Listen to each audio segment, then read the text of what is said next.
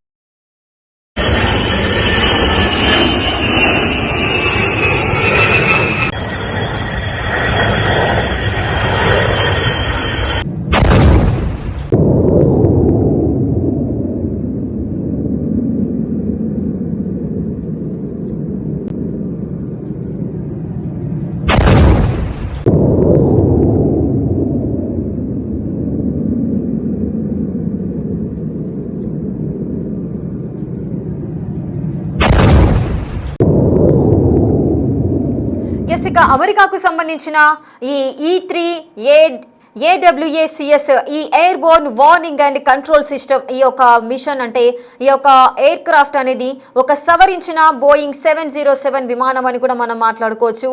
ఇది యుద్ధ నిర్వహణకు అత్యంత కీలకమైన అన్ని వాతావరణ పరిస్థితులలో కూడా నిఘాని ఏర్పాటు చేస్తుంది, ఆదేశాలను ఇస్తుంది, నియంత్రణ అంటే కంట్రోల్ చేస్తుంది, అలాగే సమాచార మార్పిడిని కూడా అందిస్తున్నట్టుగా తెలుస్తోంది. అంటే ఏవైతే మిసైల్స్ వస్తాయో సో వాటికి సంబంధించి వాటిని దారి మళ్లించే చర్యలను కూడా ఇది చేపడుతుంది. ఎదురుగా వచ్చే ఏవైతే అటాక్ చేయడానికి ముందుకొస్తుంటాయో ఆ మిసైల్స్ ని కానీ డ్రోన్స్ ని కానీ వాటి యొక్క దిశను మార్చే విధంగా ఇది అత్యంత అత్యాధునిక టెక్నాలజీ కలిగి ఉన్నటువంటి ఈ యుఎస్ కి సంబంధించిన ఎయిర్ క్రాఫ్ట్ అని మనం మాట్లాడుకోవచ్చు. అటువంటి ఈ ఎయిర్ క్రాఫ్ట్ ని ఇరాన్ పేల్చేసింది. వందల మైళ్ళలో శత్రువుల క్షిపణులను కూడా ఈజీగా పసిగట్టి వాటి యొక్క డైరెక్షన్ ను చేంజ్ చేస్తూ ఉంటుంది. అటువంటి నైపుణ్యము ఈ ఎయిర్ క్రాఫ్ట్ సొంతమని మనం చెప్పుకోవచ్చు. సో అటువంటి ఎయిర్ క్రాఫ్ట్ ని ఇరాన్ పేల్చేసింది. ఇందులో ఈ ఎయిర్ క్రాఫ్ట్ లో సుమారు 10 మంది ప్రయాణికులు మీన్స్ సైనికులు కూడా ఉన్నారు. సో 10 మంది సైనికులను కూడా మేము మట్టుబెట్టామంటూ కూడా ఇరాన్ ప్రకటిస్తున్న సందర్భాలు ఉన్నాయి. అత్యంత ప్రతిష్టాత్మకంగా చెప్పుకునే ఎయిర్ క్రాఫ్ట్స్ లో అమెరికాకు సంబంధించి A-15, A-18 సో ఇటువంటి యుద్ధ విమానాలను కూడా ఇరాన్ ఇప్పటికే కూల్చివేసింది. సో ఇప్పుడు రీసెంట్ గా అమెరికాకు సంబంధించిన ఈ E-3 AWACS ఈ యొక్క యుద్ధ క్రాఫ్ట్ను కూడా పేల్చేసిన సందర్భాలు అయితే నెలకొన్నాయి. అసలు ఏంటి విమానం, యుద్ధ విమానం యొక్క ప్రత్యేకత అనే విషయాన్ని ఒకసారి చూద్దాం. ఇందులో 30 అడుగులు తిరిగే రాడార్ డోమ్ అనేది ఉంటుంది. అలాగే 250 మైళ్లకు పైగా పరిధిని కలిగి ఉంటుంది. 10 గంటలకు పైగా ఎగిరే సామర్థ్యాన్ని కూడా కలిగి ఉంటుంది ఎయిర్ క్రాఫ్ట్. అలాగే 10 గంటలకు పైగా ఎగిరే సామర్థ్యము, 250 మైళ్లకు పైగా పరిధి, రాడార్ డోమ్ అంటే 30 అడుగుల తిరిగే రాడార్ డోమ్ ని కూడా కలిగి ఉంటుంది. తక్కువ ఎత్తులో ఎగిరే లక్ష్యాలను కూడా ఇది గుర్తించే అవకాశాలు ఉన్నాయి. ఇది ఒక ఎగిరే నియంత్రణ గోపురంలా కూడా పనిచేస్తుంది. సో ఇంత అత్యాధునికమైన టెక్నాలజీతో రూపొందించబడిన ఇటువంటి ఎయిర్ క్రాఫ్ట్ ని కూడా పేల్చేసింది ఇరాన్ అంటే సో నెక్స్ట్ ఏం చేయబోతున్నారు మరి? ఇటువంటి ఎయిర్ క్రాఫ్ట్స్ అమెరికా దగ్గర ఇంకా ఎంత మేరకు ఉన్నాయి, ఇంకా ఎన్ని సంఖ్యలలో ఉన్నాయి? ఎందుకంటే ఇంత అడ్వాన్స్డ్ సిస్టమ్ ని కలిగిన ఈ యొక్క యుద్ధ విమానానికి సంబంధించి ఈ విధంగా శిథిలమైపోతే పరిస్థితి ఏంటి అనే కోణంలో కూడా ఆలోచనలు అయితే వస్తున్నాయి. మరి అమెరికాకి మనం మాట్లాడుకోవచ్చు, చాలా అడ్వాన్స్ టెక్నాలజీ కలిగిన వెపన్స్ కానీ ఎయిర్ క్రాఫ్ట్స్ కానీ అమెరికా సొంతము. ప్రపంచ దేశాలకు పెద్ద దిక్కుగా పెద్దన్నగా వ్యవహరిస్తూ ఉంటుంది అమెరికా అని చెప్పుకుంటారు ట్రంప్.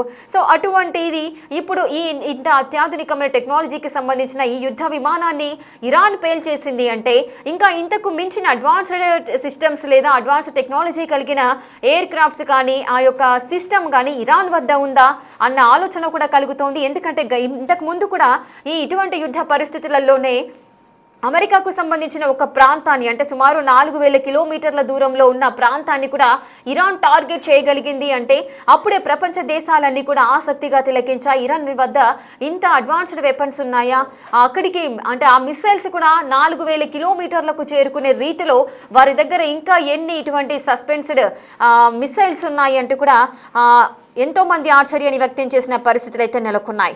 సో మరి ఏం జరగబోతోంది? అమెరికాని కోలుకోలేని దెబ్బ కొట్టింది ఇరాన్. యుఎస్ యుద్ధ విమానం E-3 AWACS ను పేల్చేసింది.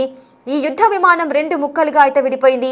సౌదీ అరేబియాలోని ప్రిన్స్ సుల్తానా ఎయిర్ బేస్ పై జరిగిన దాడిలో ఈ విమానం అయితే ముక్కలైనట్టుగా తెలుస్తోంది. అయితే బోయింగ్ 707 ఆధారంగానే ఈ విమానం రూపొందించబడింది అంటున్నారు. ఈ యొక్క యుద్ధ విమానం ఖర్చు మన భారత కరెన్సీలో 6000 కోట్లుగా చెప్తున్నారు. ఈ విమానానికి వందల మైళ్లలో శత్రువుల క్షిపణులను పసిగట్టి గాల్లోనే పేల్చేసే నైపుణ్యం కూడా ఉంది అంటున్నారు.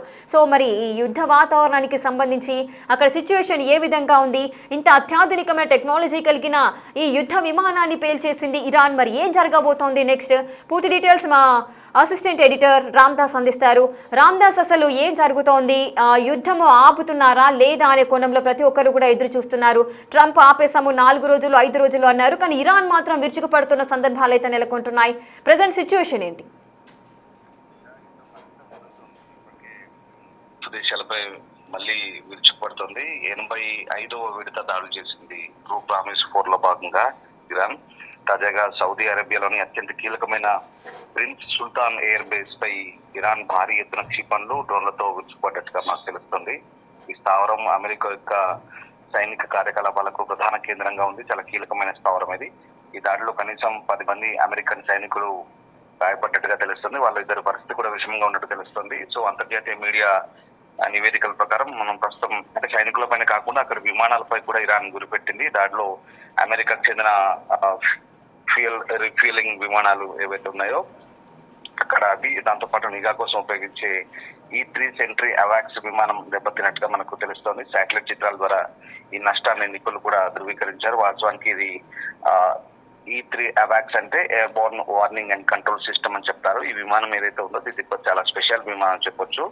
ఇది ఒక ప్రత్యేకమైన అత్యాధునికమైన రాడార్ అలాగే సెన్సార్ వ్యవస్థ. దీనికి చాలా దూరంలో సుదూరంగా ఉన్నటువంటి ఈ శత్రు మిసైల్ కావచ్చు, డ్రోన్లను కావచ్చు 360 డిగ్రీస్ నిఘా పెట్టి నియంత్రిస్తుంది. అలాగే వీటిని చాలా షార్ప్ అయినగా చెప్తారు. సో ఇవి భూ ఆధారిత రాడార్ల పరిమితిని కూడా అధిగమించి శత్రు విమానాలు, డ్రోన్లను, క్షిపణులను, ఉపరితల నౌకలను భారీ దూరాల నుంచే పసిగడతాయి. ఒక రకంగా అంటే ఇది ఎగిరే కమాండ్ పోస్ట్ లాగా కూడా పనిచేస్తూ యుద్ధ విమానాలను సమన్వయం చేసేటువంటి వైమానిక పోరాట విమానాలు. సో అలాంటి విమానాలను కూడా ఇప్పుడు అంటే ఇవి ముప్పులను ముందుగానే గుర్తిస్తాయి, దాడి జరగక ముందే వాయు రక్షణ వ్యవస్థను స్పందిస్తాయి. అట్లాంటి విమానాలను కూడా ఇప్పుడు వీళ్ళు డిస్ట్రాయ్ చేయగలిగారంటే ఎంత భారీగా విధ్వంసానికి దిగుతున్నారో మనకు అర్థమవుతుంది. గల్ఫ్ దేశాలన్నింటిలో కూడా ప్రస్తుతం భీకర దాడులు కొనసాగుతున్నాయి. ఇంకా అంటే ఇరాన్ కేవలం ఇజ్రాయెల్ మాత్రమే కాకుండా అమెరికాకు మద్దతు ఇస్తున్న గల్ఫ్ దేశాలను కూడా హెచ్చరిస్తోంది. సౌదీ అరేబియాతో పాటు యునైటెడ్ అరబ్ ఎమిరేట్స్ పై కూడా క్షిపణి దాడులు జరుగుతున్నాయి. యుఏఈ గగనతలంలో దాదాపు 370 పైగా బాలిస్టిక్ క్షిపణులు, 1800 పైగా డ్రోన్లను అడ్డుకున్నట్టుగా వాళ్ళు వెల్లడిస్తున్నారు. ఈ దాడుల నేపథ్యంలో అమెరికా అధ్యక్షుడు ట్రంప్ కూడా ఇరాన్ సైనిక సామర్థ్యాన్ని పూర్తిగా నిర్వీర్యం చేస్తామంటూ ప్రకటిస్తున్నప్పటికీ కూడా ఇరాన్ తన వద్ద ఉన్నటువంటి క్షిపణి నిల్వలను ఉపయోగించి అమెరికా స్థావరాలను దెబ్బతీస్తూ ఉంది. యుద్ధ కారణంగా అంతర్జాతీయ మార్కెట్ లో ముడి చమురు పెరుగుతున్న సంగతి మనకు తెలిసిందే. సో ఇప్పుడు ఇక్కడ యుద్ధానికి ఇప్పుడు చెప్పుకోదగ్గ పరిణామం అంటే హౌతీలు జాయిన్ అయ్యారు. అటు యెమెన్ నుంచి హౌతీలు కూడా ఈ వార్ లో జాయిన్ అయ్యారు. వాళ్ళు కూడా ఓపెన్ స్టేట్మెంట్ ఇచ్చారు. హౌతీకి సంబంధించిన స్పోక్స్ పర్సన్ కూడా చాలా క్లియర్ గా బహిరంగంగా స్టేట్మెంట్ కూడా ఇచ్చారు. అంటే ఈ యుద్ధంలో తాము కూడా జాయిన్ అయ్యాం. ఇక హౌతీలు నేరుగా అటు ఇజ్రాయెల్ వైపు కూడా అటాక్ చేస్తున్నారు. ఇజ్రాయెల్ వైపు మిసైల్ ప్రయోగిస్తున్నారు. 2 విడతలుగా వాళ్ళు కూడా మిసైల్స్ ప్రయోగించిన పరిస్థితి కనబడుతుంది. సో ఇప్పుడు యుద్ధం ఆగడం కాదు, మరింత భీకరంగా మారుతుందని మనం అర్థం చేసుకోవాలి. ఎందుకంటే ఇటు హౌతీలు జాయిన్ అయ్యారు, అటు హెజ్బుల్లా జాయిన్ అయింది, అటువైపు నుంచి లెబనాన్ వైపు నుంచి ఇటు ఇరాన్. ఈ మూడు గ్రూపులు కలిసి అంటే ఈ 2 గ్రూపులు ఏవైతే ఉన్నాయో ఇవన్నీ కూడా ఇరాన్ పెంచి పోషించిన మిలిషియా గ్రూపులు, ఇవన్నీ కూడా టెర్రర్ గ్రూప్స్. సో ఇన్ని రోజుల పాటు వీళ్ళకి ఆయుధాలు, డబ్బులు ఇచ్చి పెంచి పోషించిన ఈ గ్రూపులన్నీ కూడా ఇప్పుడు ఇరాన్ కు ఈ సమయంలో యుద్ధంలో వాళ్ళతో పాటు జాయిన్ అయ్యి ఏకకాలంలో ఇజ్రాయెల్ పై ఉచ్చిపడుతున్నాయి. అటు టెల్ అవీవ్ కావచ్చు, హైఫా కావచ్చు, జెరూసలేం కావచ్చు, ఇట్లాంటి నగరాలపై అలాగే దాంతో పాటు అమెరికన్ స్థావరాలపై కూడా ఉచ్చిపడుతున్న పరిస్థితి కనబడుతోంది. ఇక ఇరాన్ మాత్రం చాలా క్లియర్ గా చెప్తుంది, అమెరికన్ సంబంధించినటువంటి సైనికులు కావచ్చు, ఎవరైనా ఏ హోటళ్లలో ఉన్నా లేదా ఏ రిసార్ట్స్ లో ఉన్నా ఎక్కడున్నా అవి అమెరికా స్థావరాలుగానే భావిస్తాం, వాటిపై అటాక్ చేస్తామంటూ చెప్తోంది. దాంతో భీకర దాడులు అయితే కొనసాగిస్తున్న పరిస్థితి కనబడుతోంది. కువైట్, బహ్రెయిన్, యుఏఈ, సౌదీ అన్ని ప్రాంతాల్లో కూడా ప్రస్తుతం భీకర దాడులు అయితే కొనసాగుతున్న పరిస్థితి మనకు కనబడతా ఉంది. ఏదేమైనప్పటికీ పశ్చిమాచార్య యుద్ధ వాతావరణం ఇంకా ముదురుతుంది. నానాటికి యుద్ధం పెరుగుతుందని మనకు అర్థమవుతుంది. సో ఆ రకంగా ప్రస్తుతం ఇది భారీ ఒక ఫ్లైట్ అయితే దెబ్బతీసిందని చెప్పాలి. ఆ ఎయిర్ బేస్ లో ఉన్నటువంటి ఇది దాదాపు $1 మిలియన్ విలువ చేసేటువంటి ఈ విమానాన్ని దెబ్బతీయడం ద్వారా అమెరికాకి భారీ నష్టం కలిగించిందని చెప్పాలి. ఒక రకంగా అమెరికా ఇప్పటికే యుద్ధ సామాగ్రి నిల్వలు అడుగంటున్నటువంటి పరిస్థితుల్లో మరి ఇట్లాంటి డ్యామేజ్ చేయడం అంటే నిజంగా ఇది ఇరాన్ కు పై చేయని చెప్పాలి. సో ఆ రకంగా ప్రస్తుతం ఇరాన్ అయితే భీకరంగా విరుచుపడుతున్నట్టుగా మనకు అర్థమవుతుంది. అంతేకాదు అమెరికా ఓవైపు చర్చలు అంటూనే దాడులు కొనసాగుతున్న నేపథ్యంలో మరోవైపు ఇటు ఇరాన్ కూడా అదే రకంగా ప్రతిదాడులు కూడా చేస్తుంది. సో ఇప్పుడైతే ఈ ప్రిన్స్ సుల్తాన్ ఎయిర్ బేస్ పై బాలిస్టిక్ మిసైల్, డ్రోన్లతో విరుచుపడ్డట్టు తెలుస్తుంది. సో 10 మంది గాయపడ్డట్టు తెలుస్తుంది, 2 సీరియస్ గా ఉన్నట్టు తెలుస్తుంది. మరి అంతర్జాతీయ మీడియాలో అయితే రకంగా రామ్దాస్, ఇది అంటే ఇంత అడ్వాన్స్ టెక్నాలజీకి సంబంధించిన ఈ ఎయిర్ క్రాఫ్ట్ అనేది ఈ యుద్ధ విమానము ఎదురుగా వచ్చే మిసైల్స్ ని అది పసిగట్టలేకపోయిందా? ఇప్పుడు మనం అర్థం చేసుకోవాల్సింది అదే. ఇప్పుడు బాలిస్టిక్ మిసైల్స్ అన్ని కూడా వీళ్ళు ప్రయోగిస్తున్నాయి. ఫతా క్షిపణులు, కొర్రంషేర్ క్షిపణి లాంటి అత్యంత ఆధునిక క్షిపణులను ప్రయోగిస్తున్నారు. సో అక్కడ ఏమాత్రం ఏమరపాటుగా ఉన్నా డిఫెన్స్ చేయలేకపోయినా, ఎయిర్ డిఫెన్స్ చేయలేకపోయినా ఇవి విధ్వంసానికి గురవుతున్నాయని మనకు చాలా క్లియర్ గా అర్థమవుతుంది. ఇక్కడ ప్రస్తుతం ప్రిన్స్ సుల్తాన్ ఎయిర్ బేస్ లో కూడా అదే జరిగిందని చెప్పాలి.